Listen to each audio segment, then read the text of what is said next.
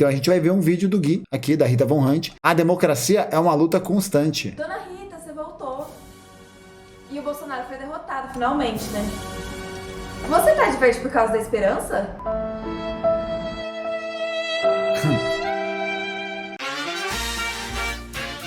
Vamos ver.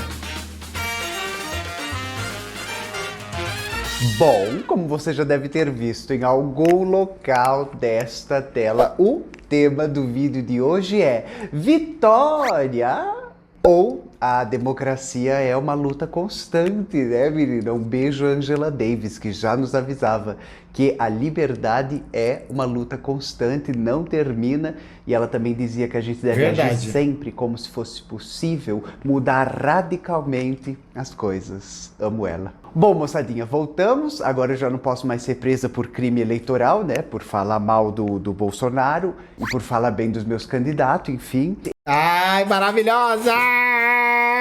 Esse ato que a gente teve aqui no YouTube, ele não foi acompanhado nas outras redes, né? Eu continuei escrevendo a coluna para Carta Capital, Instagram, compartilhando coisa, fazendo coisa, postamos vídeo lá no Instagram, tarará. E agora, durante esses meses, né, que a gente viveu o pleito democrático do Brasil, ajudei uma série de campanhas da UP, do PCB, do PSOL, pelo Brasil afora, né? Foram vários eventos e agora de volta aqui no nosso YouTubinho para os nossos encontros semanais. E acho que tem uma outra coisa fundamental, né? A Rita ocupa um espaço, velho, puta fudido de importante. Sempre falo isso pro Gui, toda vez que eu encontro ele. Falo que ele é uma figura política absolutamente inescapável, assim. Não só pela capacidade retórica, pela capacidade de fala, mas de como ele mobiliza as pessoas. É uma parada impressionante, velho. É uma coisa de maluco o que ele mobiliza as pessoas. Moçada, vai haver uma mudança de planos, porque eu acho que a conjuntura demanda isso de nós. Então, eu estava dando início a uma série de vídeos que eu ia fazer sobre 4 sentimentos políticos, 4 afetos políticos, né, que nos afetam e que nos movem. O primeiro deles foi medo, vai aparecer em algum local dessa tela, e eu iria continuar com aceleramento ou velocidade, cansaço e, por fim, encantamento. Ainda devo voltar para esses temas. No entanto, é necessário agora fazer uma breve pausa para inserir um outro assunto. Então hoje começa uma série de 4 vídeos sobre o bolsonarismo. Essa coisa que está, apesar da derrota eleitoral do Bolsonaro, muito viva e pungente na nossa sociedade. Todos os materiais, vai estar tudo na descrição, né? Eu vou usar um livro em específico e a gente vai usar esse livro semana que vem também, então você pode ir atrás do livro, a gente vai usar o capítulo 1 dele. Vamos usar um livro, alguns artigos, uns ensaios e uns vídeos, mas vai estar tudo na descrição à medida que eu for falando também das pessoas, você vai lá depois e faz sua lição de casa. A minha penúltima coluna da Carta Capital se chamava o que a gente pode aprender com as eleições, né, com o primeiro turno das eleições. E aí eu vou falar um pouco, né, sobre algumas conquistas do nosso campo, né, então o fato de que a gente teve estados elegendo pela primeira vez uma mulher senadora de esquerda, a gente teve o Paraná elegendo pela primeira vez uma mulher negra para o Congresso, a gente tem 2 mulheres trans e travestis agora no Congresso, a Duda Salabert e a Erika Hilton, maravilhosa, muito minha amiga. No entanto, a gente vai precisar se haver com alguma coisa que é o fato de que, através de voto nas urnas, né? Então, através da expressão do povo, Ricardo Salles, o desministro do Ambiente, um ecocida, envolvido com o que há de mais espúrio sobre devastação e madeireira ilegal, extração ilegal de madeira, ele vai se eleger por 700 mil voto popular, com quase 3 vezes o número dos votos da Marina Silva, que é uma ambientalista histórica no nosso país. O Colombo, ontem na atividade de Piracicaba, falou exatamente isso. Ao mesmo tempo que a gente tem Marina Silva eleita, a gente tem Ricardo Salles eleito. E o bolsonarismo não morre com o Bolsonaro. As suas cadeiras no Congresso aumentam. O partido que mais elegeu pessoas foi o PL, partido do Bolsonaro. Os seus assentos no Senado aumentam. Eles elegem 8 senadores em 2022 e agora vão para 15 em 2023. E aí na minha Caralho. coluna mais recente, eu chamo essa coluna de um terceiro e um quarto turno. Né? A expressão não é minha, eu estou pegando de empréstimo de um intelectual brasileiro, historiador e cientista político, que é o Luiz Felipe de Alencastro. Eu já falei dele aqui naquele vídeo sobre o Édipo Negro, né? Que eu falo da professora Rita Segato e cito ele. Bom, o que o Luiz Felipe de Alencastro está chamando de terceiro, né, e quarto turno... Pra vocês verem a diferença de eloquência, de preparo e de qualidade de fala da Rita Von Hunt com o Gimo Rico. Cara, é uma parada impressionante, velho. A diferença qualitativa de argumento, de construção, de ideia é sinistro. É uma parada simples, não dá nem pra comparar, velho. É um negócio absolutamente sinistro. E eu falo sobre isso na minha coluna, é esse período do governo de transição, né, e o que nos aguarda com esse governo de transição, e a ideia de como será um governo de frente ampla, né, um governo Lula, com Senado e Congresso de maioria bolsonarista. Então a gente está muito feliz, a gente celebrou.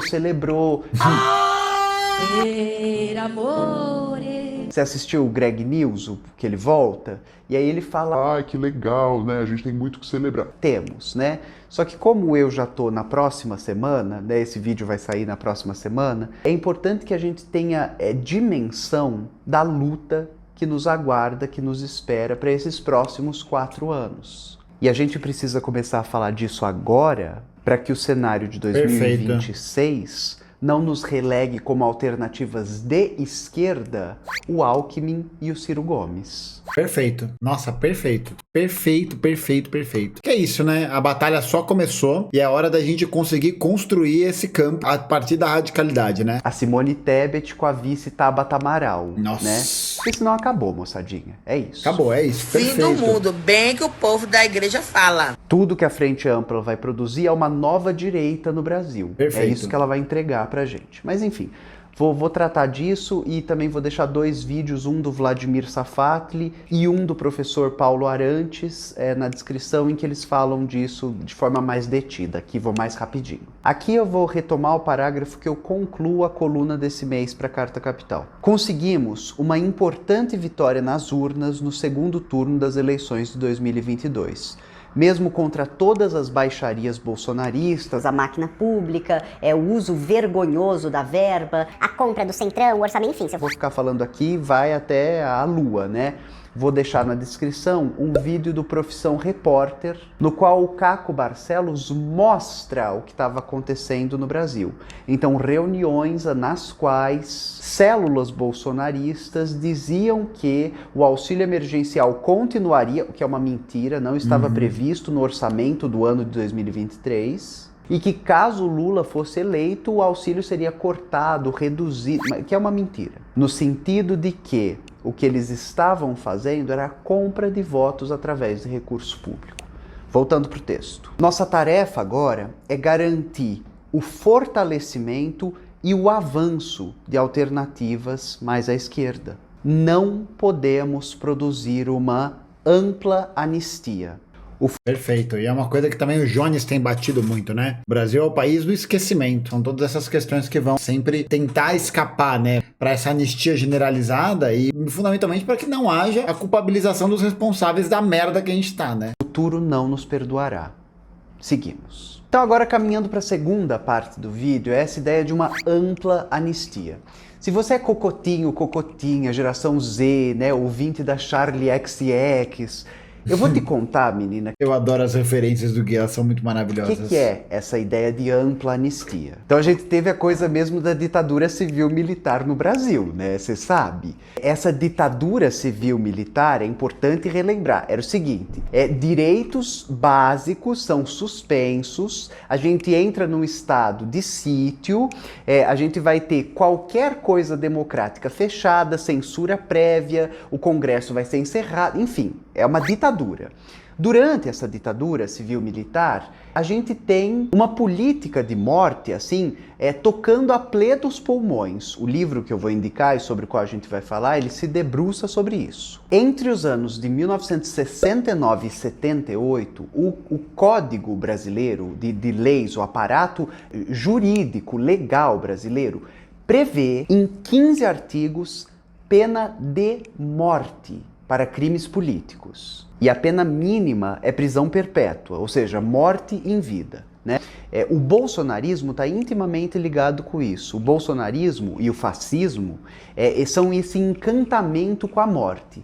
É muito interessante isso, a Rita trazer isso, porque durante o processo de desenvolvimento da ditadura empresarial, militar, civil-militar, a gente tem duas alas dentro do exército, que são duas alas que, de certa maneira, até tem uma disputa de poder dentro da configuração política, né? Nenhuma das duas é progressista, tá? Mas é uma ala, era uma ala castelista, né? Alguma coisa assim, que era mais próxima de uma dinâmica menos fascistizada do exército, e a ala da extrema-direita, né? Que era a ala que era composta pelo Costa e Silva e pelo Médici. E o Bolsonaro, assim como o Ustra e a galera que vai trabalhar no DOPS, no DOI-CODE, é essa galera dessa linha de extrema-direita, tá ligado? Então é muito interessante a gente observar que o Bolsonaro, ele ressurge enquanto um fenômeno político de algo que está recalcado, né? De alguma coisa que não foi resolvida historicamente, que foi justamente o processo da nossa anistia, né? Da lei da anistia, que perdoou tanto aqueles que eram considerados terroristas de Estado, como aqueles que eram também os presos políticos, né? Os opositores, tá ligado? Então existe esse retorno de um elemento político, ideológico, cultural do bolsonarismo, que é o porão da ditadura, né? Que é isso, é o cara que defende a tortura, que defende a morte, e tudo isso. É uma ala mais extremizada e que foi utilizada pelo regime militar. Foi utilizada e muito pelo regime militar. Tanto que existe o processo da abertura lenta, gradual e segura a partir do Geisel, em 74, só porque os grandes focos de guerrilha no Brasil estavam encerrados. Por isso. Porque o que existia de luta armada ou de uma resistência mais agressiva com relação ao regime havia sido obliterado do tempo e espaço, tá ligado? Então é isso que garantiu esse processo de abertura. Mas essa abertura também sempre flertou com outros momentos de fechamento, como são, por exemplo, foi a Lei Falcão, que era a lei que proibia os candidatos de falarem em propaganda política, eles só podiam dar o número e o nome. Ou o pacote de abril, os pacotes de abril, né? Que é uma série de medidas que vão restringir o processo democrático brasileiro. É aquela que inaugura os senadores biônicos, em que o presidente da República indicava 1/3 dos senadores. Aumentava a representatividade de estados menores para enfraquecer a oposição que havia ganhado nos estados maiores. A gente vai ter também várias medidas que são tocadas com vias de garantir esse controle dessa anistia. E aí nessa anistia a gente tem esses setores dos porões da ditadura que foram usados como instrumentos para poder inviabilizar essa resistência armada ou essa resistência mais organizada, e depois disso eles acabam sendo colocados meio de escanteio, né, para as operações mais cotidianas, né. Eu acho que o que deixa mais evidente esse processo é a morte do Herzog, né. A morte do Herzog repercute muito mal para a sociedade civil sobre a atuação do porão do exército. Aí, para finalizar a cereja desse bolo dessa desgraça, a gente tem a tentativa de atentado ao Rio Centro, né, que o carro explodiu com os soldados dentro do carro. E aí, nesse momento, o porão ele caiu em desuso mesmo. Mas você não tem uma punição para esses grupos, você não tem nada disso, tá ligado? É uma continuidade, velho, desse processo. Uma ideia de política na qual a gestão do outro, no caso do inimigo, do subversivo, do revolucionário, ela é operada através da morte. Na Bíblia, em 1 Samuel, fala que Deus mandou que Samuel fosse até Saul e ungisse Saul como rei. Esse cara é um militar, velho. Ataque da Amalequita, matem todos, inclusive as mulheres grávidas, transpassem a barriga, a espada na barriga, porque o que está ali é filho do demônio. Nós temos que entender que esse povo de PT, de pessoal que vier pra rua, é filho de demônio. Então a gente tem quase uma década na qual o Estado tem permissão para matar. Os militares têm no Brasil permissão para matar. O que vai acontecer em 79 no Brasil é uma lei de anistia, ou seja, torturadores e torturados Caralho, será que eu vou conseguir prever até a dona Rita? agora estão anistiados, né? Termina tudo em pizza. Nós não vamos pagar nada. Os milico, os butina, os velho brocha, né? Picanha, catupiry, doce de leite, leite condensado, prótese peniana, Viagra. Essa galera que matou, ocultou cadáveres, sumiu com eles. Aliás, esse é o início do Bolsonaro. Você lembra quando ele é uma figura abjeta que vai no super pop da Luciana Gimenez? Uhum. Existem fotos, a Rochelle vai pôr na tela uma, dele na frente do escritório dele. Caralho, essa foi muito boa. Gustavo tá ficando calvo e a cabeça tá virando uma bola de cristal. Não, mentiu. E havia uma placa na porta. Quem gosta de ossada é cachorro. O Bolsonaro foi maluco, contra a instituição de uma Comissão da Verdade Nacional, que investigou os crimes durante a ditadura, Nossa, né? Que cadeia é investigou pouco, o velho. desaparecimento dos corpos das pessoas que foram assassinadas, tiveram seus cadáveres ocultados pela ditadura. Então o que a gente vê em 79 é a ampla anistia. É isso mesmo, você não está me entendendo errado, não. A partir daí, torturadores estão anistiados. É isso que vai permitir que o brilhante Ustra seja homenageado Exatamente. na Casa da Democracia no Brasil, no Congresso. Vocês lembram do discurso do Bolsonaro durante o impeachment da Dilma, a votação do impeachment? Ele diz que, em homenagem ao brilhante Ustra, o terror de Dilma Rousseff, Mano, que bagulho absurdo, velho. Isso é simplesmente absurdo. ele votava pelo impeachment. Meu Deus. Apenas que isso seja possível, já joga por chão qualquer ideia de que isso aqui foi algum dia uma democracia, né? Isso aqui é uma republiqueta de bananas. Mas é importante ressaltar como o bolsonarismo está intimamente ligado com essa ideia da tortura, da violência, da virulência e de que não há acerto de contas nesse país. É isso, perfeito. Não há acerto de contas. É isso. Tanto que uma coisa... Inclusive eu tava lembrando disso, acho que voltando da escola esses dias, eu não lembro. Eu lembrei de uma pergunta que o Vilela me fez lá no Inteligência Limitada, que era pra falar sobre o Lula e tal. E aí eu falo que o Lula é a terceira via, né? E tudo mais. E aí ele fala, mas você não acha que ele vai governar com ressentimento, querendo uma revanche? E tipo, eu não falei isso na hora, mas nesse dia que eu tava de carro eu pensei, mano, nunca houve uma revanche. O grande esforço dos militares no Brasil foi exatamente impedir uma revanche, impedir uma responsabilização. Esse foi o grande esforço dos militares. Não vai ser também, né? Não vai ser o Lula que vai começar a fazer isso, né? Acho que não é um sentido de revanche. Ele vai prender o Bolsonaro, mas pelo menos é isso que a gente espera, né? Ao contrário de outras ditaduras na América Latina, por exemplo, na Argentina, Perfeito. é que os culpados pela ditadura, os criminosos, os torturadores, estão sendo até agora responsabilizados pelo que fizeram, se tornando inelegíveis, sendo presos. E aqui no Brasil eles são homenageados. Pessoas que torturaram bebês, pessoas que inseriram ratos dentro de vagina de mulheres, viram heróis nacionais. Em realidades como a nossa, que a memória do povo loucura, é lixo, mano. Em que a gente não é treinado para ter memória, né? Em que é para ficar muito feliz que o Alckmin é vice, sendo que foi a polícia mais letal do estado de São Paulo, sendo que agredia professor com bala de borracha, com chute, sendo que incitou tropa de choque em cima de adolescentes, sendo que fechou escola, roubou dinheiro de Não tem a memória. O que passou, passou, ampla anistia. Se essa nossa frente ampla produzir de novo uma ampla anistia aos bolsonaristas, ao bolsonarismo, Fudeu. essa onda vai voltar cada vez mais forte. Não, e mesmo Eu se já não falei propor, sobre isso em algumas aulas. E mesmo se não propor a anistia. Eu acho que eu vou até além. Essas questões estruturais não vão ser resolvidas. E o bolsonarismo vai voltar mais forte, porque ele é uma resposta a partir da radicalidade dessas contradições. Nem precisa perdoar ou não o Bolsonaro. Essas questões vão voltar. Perdoando ele ou não. Mas que nunca ficaram online. Claro, né? Prendendo, processando, claro que ele perde força esse processo, né? Mas... Né? Foram aulas que eu dei em lugares específicos. Mas que é possível olhar, né, para o bolsonarismo não como um retorno do recalcado, que a gente fala sobre isso na psicanálise, que o recalque é quando a gente tenta fazer uma negação, uma supressão, uma opressão do simbólico, mas ele volta. Seja num ato falho, num xiste, num sonho, numa piada. Psicanálise isso que a é gente tudo. tenta negar, volta. O bolsonarismo é um retorno não do recalcado, mas do fora-cluído.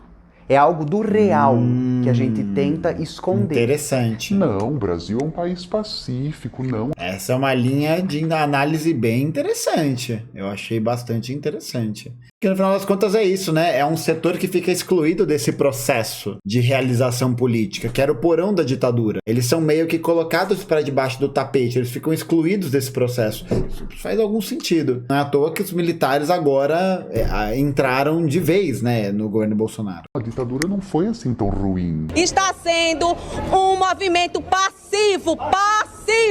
Não, é um Passivo. povo ameno, é um povo alegre, é um povo amável. E enquanto a gente tenta negar isso e não resolve o passado mal resolvido dessa sociedade, a coisa vai voltar. Só que ela volta cada vez mais forte. Eu tenho pessoas muito queridas, muito próximas, que trabalharam na Comissão Nacional de Verdade. Eu falo sempre delas aqui. Maria Rita Kel, o Renan Quinalha, são 2 nomes, né? Mas eu poderia citar vários, a Amelinha, enfim. De pessoas que se aproximam, que têm contato com os documentos, que sabem, que lutam para que a sociedade brasileira tenha acesso. Existe um site público, também vai ficar aqui na descrição do vídeo, onde você pode entender os crimes cometidos pela ditadura, os que foram revelados, porque existe uma série que ainda não foi resolvido. É um negócio que os caras fazem todo esforço para esconder. Coluna desse mês, que a gente não pode produzir uma ampla anistia, eu quero saber o que vai acontecer com a Carla Zambelli, que há 24 horas do pleito eleitoral está armada nas ruas do Jardim Paulista em São Paulo, que sacou uma arma no meio da rua. Quanta gente podia ter sido morta, ficado ferida? O segurança dela dá um tiro pra cima, no meio do bairro residencial, de classe alta em São Paulo, se não fosse, contra né? um homem negro.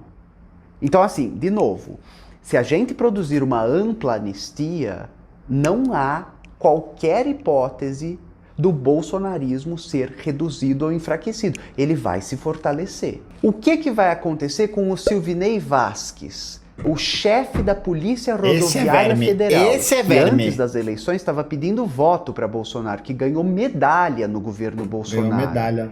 E que produz uma blitz criminosa para impedir que eleitores pobres, em especial do Nordeste, que estão usando ônibus, cheguem até os locais de votação.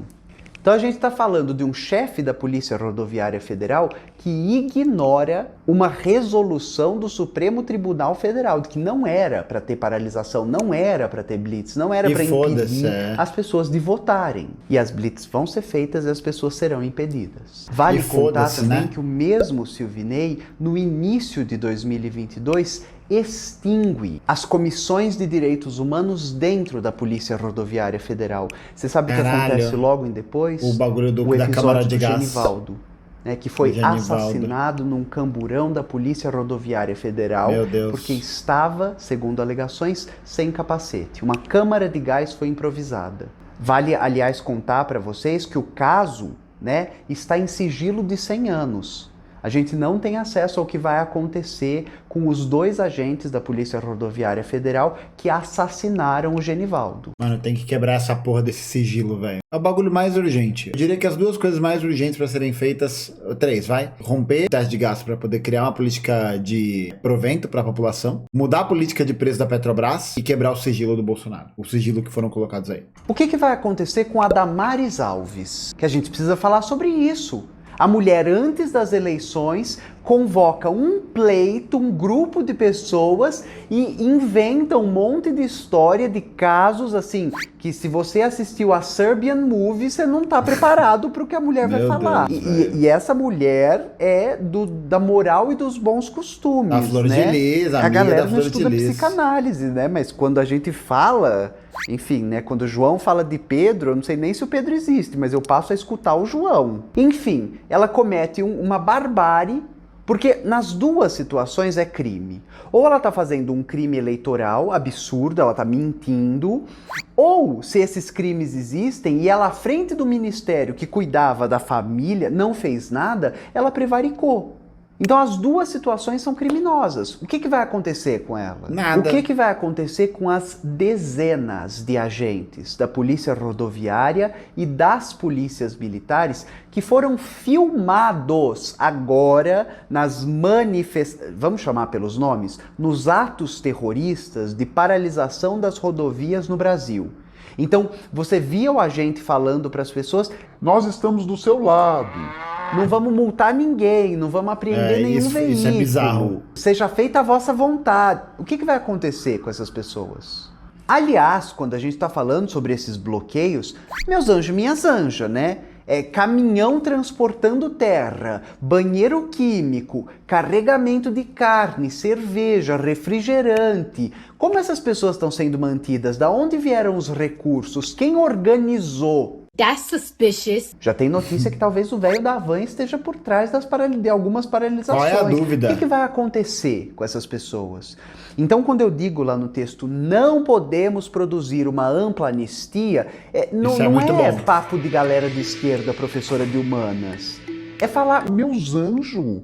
esse é um retrato da história brasileira. Perfeito. Enquanto a gente não cicatriza essa ferida, ela vai continuar sangrando.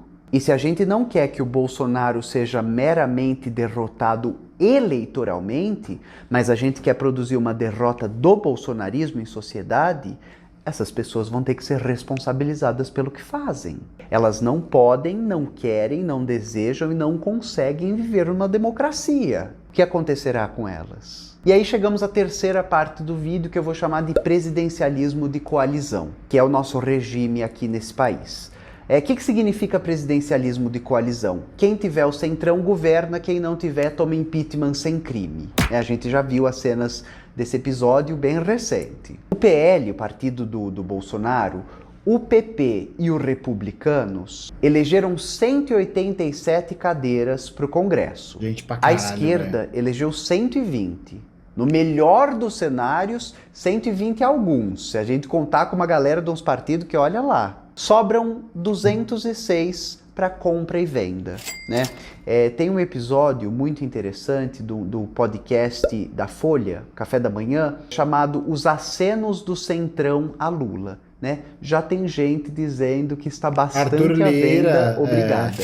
E aí a gente vai precisar discutir isso. O que vai acontecer com o orçamento secreto? Vai ser cancelado?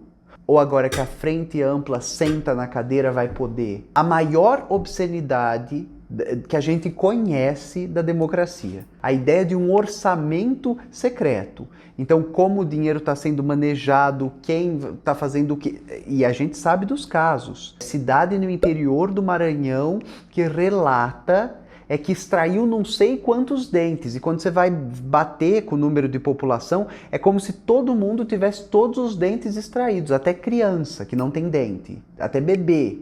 Outra coisa é o rombo orçamentário. Muito cuidado, tá, meus anjos e minhas anjas. Eu vou deixar uma matéria aqui do portal Outras Palavras, de autoria do Paulo Clias, né, sobre o perigo desse discurso do rombo orçamentário. É o discurso liberal da austeridade, né? Que é um jeito da direita a se apropriar da frente ampla. É uma forma, é um jeito de enquadrar o Lula, de engessar o Lula ainda mais nessa perigosa ideia de austeridade.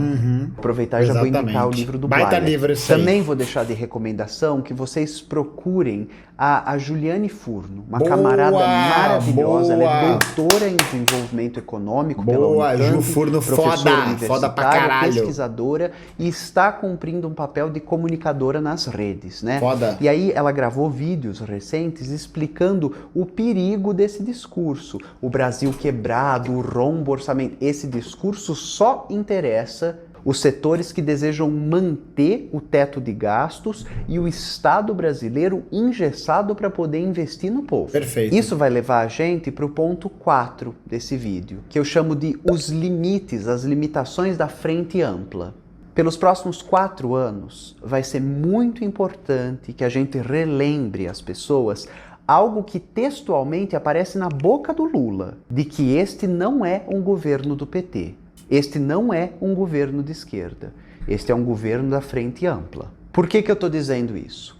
Porque a gente precisa ter em mente uma experiência muito parecida com essa que aconteceu na Itália. A Itália, para vencer o Berlusconi, uma espécie soft, light do Bolsonaro deles, criou essa frente ampla que era todo mundo que não estava com Berlusconi. Então a frente se chamava Todos contra Berlusconi. Essa frente foi usada algumas vezes para vencer eleitoralmente o Berlusconi. Cada vez que ela se elegia, ela fazia um governo mínimo. E a classe trabalhadora italiana vai percebendo que a sua vida está piorando. Depois da atuação da Frente Ampla, a Itália elege não o Berlusconi, mas uma declarada fascista. Quando você conversa com a juventude na Itália, quando você fala... votem na esquerda, votem nos progressistas. Eles falam aqui para você, eu já votei, eu vi... porque o que fica para o imaginário da população É isso. eu votei na esquerda. E a esquerda produziu um governo de barbárie, produziu horror, produziu Não violência fez nada. policial, produziu encarceramento em massa. Não garantiu a melhoria produziu da nenhuma vida melhoria da na minha galera. situação real de vida. E isso alimenta a extrema-direita. Estamos passando pelo governo de transição, né, liderado pelo Geraldo Alckmin. O que a gente tem visto na pasta de educação, se vai ou não ser um prenúncio do governo, eu não sei, mas que nos desespera, porque assim, todo mundo que está envolvido é fundação de bilionário, fundação Lehman, fundação de banco, fundação Itaú e representantes dos interesses públicos do povo. Cada vez menos. Cadê? O Mendonça Filho agora é conselheiro na Fundação Lehman e ele faz parte do governo de transição. Que loucura, discutir, velho. debater, informar, tornar possível a nomeação de que isso que está eleito não é um governo de esquerda, vai ser muito importante para que ainda haja esquerda no futuro e para que a população possa saber. É isso que a gente vai ver os próximos 4 anos, é uma luta de todos contra Bolsonaro. Mesmo porque é importante a gente entender, o bolsonarismo institucionalmente, ele significa o que o fascismo significava, a erosão do Estado. Tem um texto brilhante do Vladimir Safatli, que é Bem-vindo ao Estado Suicidário. Vou deixar também aqui disponível para vocês o link para ler. Mas ele conta como a experiência de gestão do Estado dos nazifascistas é destruir, aparelhar e subverter. Então o Ministério do Ambiente... Tudo para iniciativa privada, né? Lembrar que durante o processo de nazificação da Alemanha, Hitler não estatizou nenhuma empresa, tá? Nenhuma, mas privatizou coisa pra caralho. Porque o empresariado alemão estava ao lado de Hitler nesse processo. Governado por um ecocida. O Ministério da Mulher governado por uma anti-mulher. A Fundação Palmares presidida por um anti-negro. Esses 4 anos de bolsonarismo produziram aparelhamento e desmonte do que a gente conhecia como instituição democrática no Brasil. Se muito bem sucedido, essa chapa do Lula-Alckmin, essa chapa da Frente Ampla, vai conseguir reconstruir essas instituições. Então a gente está mesmo falando de um governo mínimo. É que na atual cena da conjuntura já é máximo, né, gente? E aí eu vou para parte 5 desse vídeo, que são os apontamentos. Aqui eu falei muito brevemente, né, sobre a ampla anistia, sobre a lei de anistia, mas eu vou me deter mais sobre isso no próximo vídeo. Então, nesse vídeo, eu estou me remetendo a um intelectual brasileiro de primeira grandeza, há vários, né, mas aqui especificamente a um, que é o professor João César de Castro da Rocha. E mais especificamente, eu estou falando sobre um livro dele que é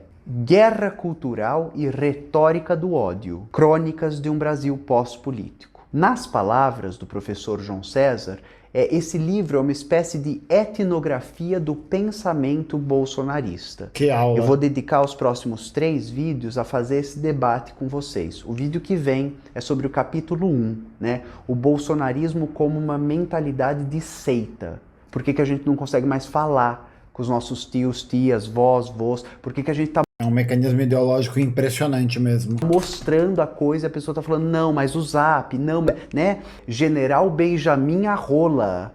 Como que a gente chegou aqui, moçada? Como chegou A aqui? Nossa desinformação, a Senhora. política do ódio, o discurso absurdo, os aparelhos ideológicos do bolsonarismo, talvez o mais famoso deles seja o Brasil para lerdos, né? O Brasil Paralelo, que é uma rede de produção de falsificação da história e fake news. Perfeito. É importante que a gente entenda como esse pensamento vai se enraizando, né? Como ele teve tempo de fazer isso. E aí quero chamar a atenção para um ponto dessa produção, né, de ideias, como isso aparece no discurso, e algo que o professor João César também sublinha, né, numa aula dele. No seu primeiro discurso como presidente, quando ele estava na embaixada do Brasil nos Estados Unidos, em Washington, o Bolsonaro tinha ao seu lado direito o Olavo de Carvalho. Nossa. E ao seu lado esquerdo o Steve Bannon, né? Nossa responsável Senhora, pela velho. campanha que vai eleger o Trump nos Estados Unidos. Nesse discurso, o Bolsonaro diz o seguinte: Nós temos muito para desconstruir. Nós temos muito para destruir, para talvez, num segundo momento, construir algo. O grande Olha sonho isso, da velho. minha vida sempre foi acabar com a esquerda no Brasil. A nossa Olha tarefa isso, velho. e o nosso Tá projeto maluco. é entender que esse segundo momento foi freado, foi pausado, mas ele precisa ser impossibilitado. A gente nunca outra vez pode ter o Bolsonaro ou um bolsonarista ou o bolsonarismo voltando à máquina democrática, à máquina pública, à esfera de gestão do povo no nosso país. E a única forma de fazer isso é através da nossa organização dentro dos nossos coletivos partidários, né? Se organizem no PCB. Conheçam a Unidade Classista, o JC, o Coletivo Feminista Classista Ana Montenegro, o Coletivo Minervino de Oliveira. Vai ser a tarefa fundamental no nosso tempo, gente. Não tem jeito. É a organização política. Porque isso pode representar a extinção da raça humana. A gente está falando da destruição da Amazônia, a gente está falando da desertificação do solo no Brasil, a gente está falando de perder o aquífero Guarani, a gente está falando sobre destruir tudo que a gente conhece como realidade. É isso que o bolsonarismo faz, é uma política de morte institucionalizada. Nossa tarefa agora é garantir o fortalecimento e o avanço de alternativas à esquerda. Perfeito. Não podemos produzir uma ampla anistia. O futuro não nos perdoará. Seguimos. Vejo vocês semana que vem. Brabo. A gente vai discutir, então, Foda, o foda, foda, bolsonarismo foda. como uma mentalidade de seita. É o capítulo 1 do livro, leiam. Bom, hein? E também vai estar cheio de coisa aqui para vocês lerem. Acho que é uma boa, hein? Criar uma sériezinha da Rita Von Hunt com esse tema. Foda, Até hein? semana que vem. Beijinho. Tchau. Tchau. Braba demais, velho. Foda demais, demais, demais. Tá maluco, maluco, maluco, maluco, maluco. A Rita é muito foda, velho.